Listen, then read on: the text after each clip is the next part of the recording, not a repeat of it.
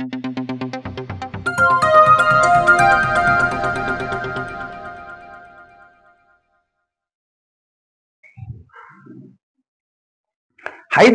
సంబంధించి double bedroom రూములు నిర్మించున్నాయి, కానీ ఇంతవరకు అది చాలా వరకు పంపిణీ కార్యక్రమంలో లోటు జరుగుతుందని చెప్పేసి అంటా ఉన్నారు.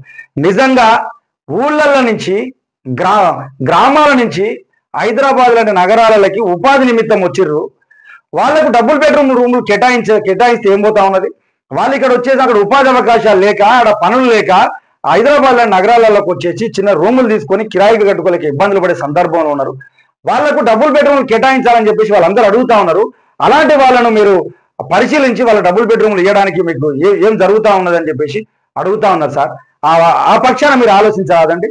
మీరు ఒకరినోళ్ళు తిట్టుకొని ప్రజలకు మంచి చేస్తాను అంటే ఏం చేస్తానట్టు వాడు అక్కడ పని లేక ఇక్కడ పని చేసుకొని ఉన్నదంతా రూమ్లకే కట్టుకుంటా ఉన్నారు. అది వాళ్ళ గురించి కొంచెం ఆలోచించాలని చెప్పేసి తెలంగాణ రాష్ట్ర ప్రభుత్వానికి ఈ విషయాన్ని ప్రజల పక్షాన తెలియజేస్తాను. ఎందుకంటే డబుల్ బెడ్రూమ్లు ఒకటి చాలా ఉన్నాయి, కట్టి పెండింగ్లోనే ఉన్నాయి. ఇంతవరకు అది ఆ పంచడానికి మాత్రం ఇబ్బందులకు గురవుతుందని చెప్పేసి అంటారు. ఎక్కడైతే ఫుల్ఫిల్ చేసిరో వాటిని ఎమ్మటే డబుల్ బెడ్రూమ్లుగా పేదవాళ్ళకి అందియాలని చెప్పేసి టీఆర్ నిజం నుంచి ఒకసారి ప్రభుత్వానికి విన్నపాన్ని తెలియజేస్తాను.